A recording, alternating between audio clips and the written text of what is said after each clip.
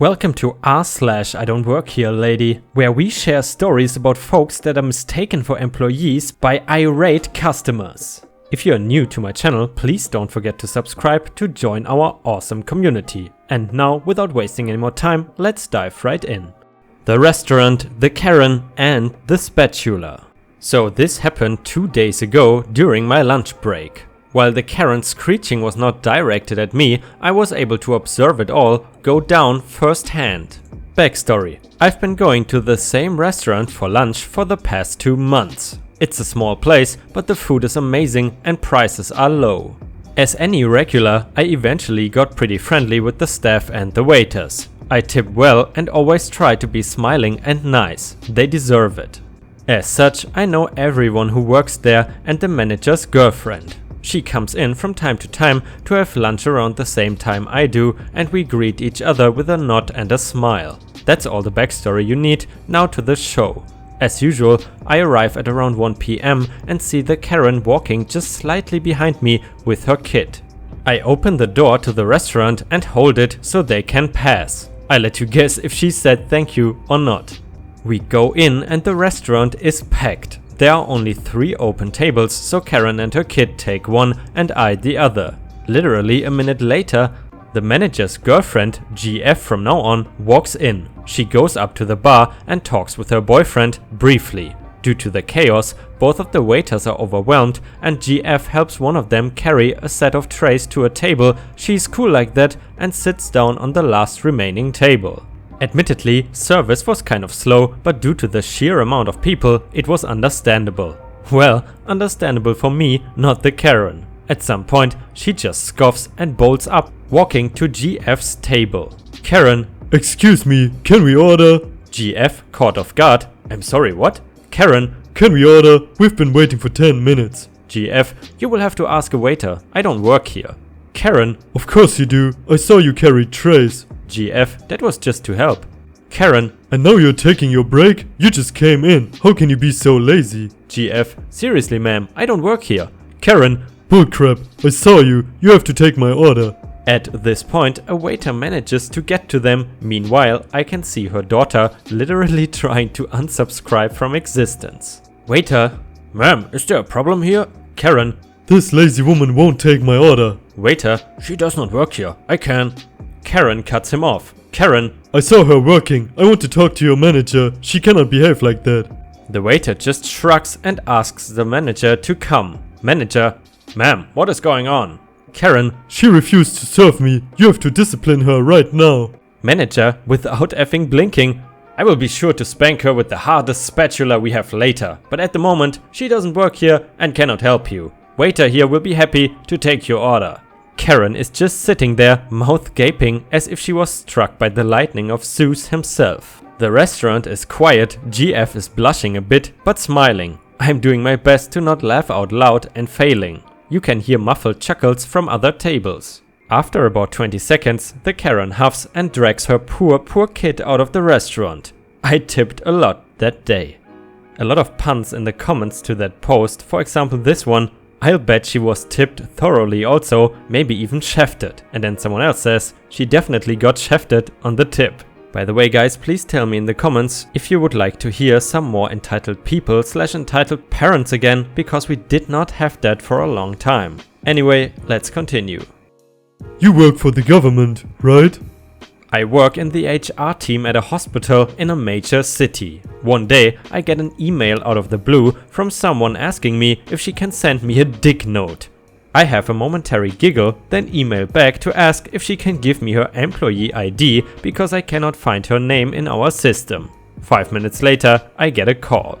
"Lady, "I sent you my sick note." Me? You did, yes. However, I cannot find your name on our employee list. Would you be able to confirm your employee ID, please?" Lady: "I don't work for you. That's the point." Me? Confused? Then why are you calling the hospital HR team? Lady: "Because I have a benefits assessment with the Department of Work and Pension in" completely different city, several hours away, "tomorrow, but I cannot make it because I'm sick." Me? Then you would need to get in touch with the assessment center. Lady: "Nobody's answering." Me: "I'm sorry to hear that, but I'm afraid I cannot help you. This is hospital, not the DWP." Lady: but you work for the government, right? Me? Yes. Lady? So you have to help me. You have to tell them. Me? I'm very sorry. This is not the DWP, and I have no way to contact them. Lady? You stupid woman, put me through to them right now. Me? I'm afraid I cannot help you. You will need to keep trying their number. She continued screaming at me until I put the phone down, and then spammed my email account until I blocked her. Because I am the government and they are the government, so why wouldn't I do as she said? By the way, if you have watched until here, please don't forget to post some stars in the comments and like the video if you want to support me. By the way, I have not forgotten about putting some pictures and videos of my travels in the background of the video, but currently I have some issues accessing my videos and pictures and transferring them to my PC, so please bear with me. But now let's continue. Entitled woman at Universal Studios, Japan. I am a 24-year-old female working in Osaka, Japan. Naoko, a work friend, invited me to Universal Studios, Japan. I agreed because USJ has owls, live, adorable, real owls at the Harry Potter adventure, which the US does not have. Naoko is nervous to go see them because she does not like big birds. I want to go, so I'm asking her nicely to come with me or wait for me to see them. While we are discussing this, someone taps me on the shoulder. I turn around and see a well-dressed mother and her 11-year-old daughter. They look pretty normal. The mother, Karen, is wearing a Harry Potter shirt, carrying several bags and looking lost. Her daughter is begging to go on a ride. Karen pulls out a map and says, "Hey, do you speak English? I cannot figure out where right is."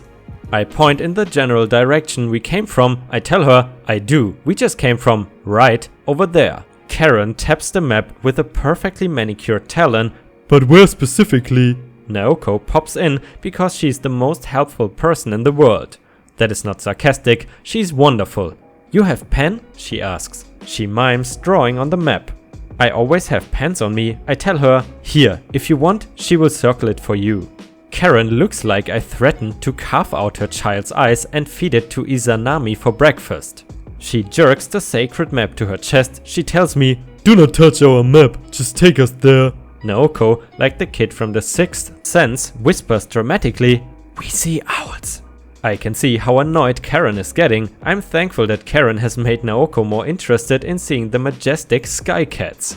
Anything, I think, is better than being around Karen. So I tell Karen that unfortunately they have left the building and they will not return this season due to budget cuts. I tell her politely as I can, we are going to see owls, just ask one of the workers. We found a couple people who speak really good English. Naoko and I are off to see the wizard. Karen says loudly, "Just take us to the right." Me? No, we have to go now. Karen, "My daughter is going to be really upset if we don't get to the right before closing." Me, talk to an employee, ma'am, I'm not a tour guide. Karen, "But you're American." Me, so? I live here now. Karen, "So you should help me." Me, no thanks, have a nice day. Karen then turns to her daughter and tells her that I am not going to show them where the right is, so they won't be able to do it before daddy finds them. This 11-year-old girl proceeds to fall onto the ground and start sobbing. "Karen, don't you make a scene." Freak out. So this girl is throwing an absolutely silent fit, pounding the ground with her hands, all while not making any noise. Naoko and I decide we are going to leave. Karen is just standing there while we leave, telling her daughter we ruined the day. Instead, of asking the super bilingual employees. It was so weird. As someone mentioned in the comments, it definitely sounds a little bit threatening when she says, "Before your father finds us." So basically Mr. Karen must be rampaging through the park, hunting for his family as they frantically try to ride rides before they meet their doom. But then again, you gotta give some props to that kid, because who else can throw a silent fit? Definitely not Karen. Then again, have you guys ever seen an adult person, not a kid, really throw a fit in public? I mean, like screaming, punching the ground, the wall, whatever. Tell us in the comments. So last night I got off work and picked up what I needed, but could not find a single can of canned air. Also, small bit of info, I changed into shorts, blue t-shirt and flip-flops after I got off work. This becomes relevant later, so I stopped over to my local Big Lots. It's kinda a close-out store with discounts of many sorts, and an employee there helped me find the canned air I needed. I grabbed it. As I was walking to the front, I stopped over at the toy section because I saw Descendants doll on the shelf. I'm a huge Descendants nerd, even though I'm 31. As I'm holding the canned air and a couple other things in my hand, a Kevin walks over to me. Kevin, Excuse me, do you know where? insert said aisle here because I have no clue what it was. My mind was thinking about how I can redo this doll to look more like Uma in Descendants. Is. Me just keeps going looking at the doll and then playing on my phone looking up pictures of Uma. Kevin. Hey you, I'm talking to you. I ask you a question. How dare you ignore me and look at your phone while working? Me, I finally realized the guy was referring to me and looked at him. Dude, I don't work here. Look at how I'm dressed for F's sake. Shorts, flip-flops, blue shirt. Employees here have to wear black pants, sneakers and a black shirt that has Big Lots in the front and the big exclamation mark on the back. Kevin, he looks me over and scoffs. Why would you lie? I know you work here. I've seen you working here before. You do work here. Me, dude, I've never been to this store before. Kind of a lie, I live in the area and I'm in there about once every 4 months or so. I do not work here. Get your eyes fixed and find an actual employee and stop harassing me. I walked off and heard him effing about how kids these days are lazy and don't want to help him. I could care less. I was out of customer service mode when I clocked out at work. My 5-minute run in and out turns into 15 minutes, partially due to me stopping to look at dolls, other apart from that Kevin. I was just done with it. To be honest, no shame in liking merchandise like that if you're older. I mean, who cares really? Are any of you guys still interested in stuff that you liked as kids? For example, Pokemon, Magic the Gathering or anything like that? Tell me in the comments, I'm curious. Kevin thinks I'm a Big Lots employee. The next stories are gonna be from rslash Tales from Retail. I refuse to say no to my child, so I will use octopus. A few years ago, I worked at a toy store. It's in an area where conservative meets alternative, so it's a mishmash of parenting styles and behaviors from the kids. One interaction that stuck in my mind was a mother who looked like she rubbed a magical bong 3 times and wished for the greenie genie to teleport her and her beatnik looking kid from Woodstock 69 to the 21st century. Within 2 seconds of entering, the kid flies to the front counter where we keep all of the dollar toys. Stamps, rubber balls, fidget spinners, slinkies, those kinds of toys. He starts pulling out a pair of wooden aeroplanes from the shelf and begins a pretend dogfight. The mother flips out and I can tell she wants to take the toys off of him but is restraining herself. Instead, she just says, Octopus, octopus. Over and over again. It sounded like a command. At first I assumed she named her kid Octopus. She was alternative after all.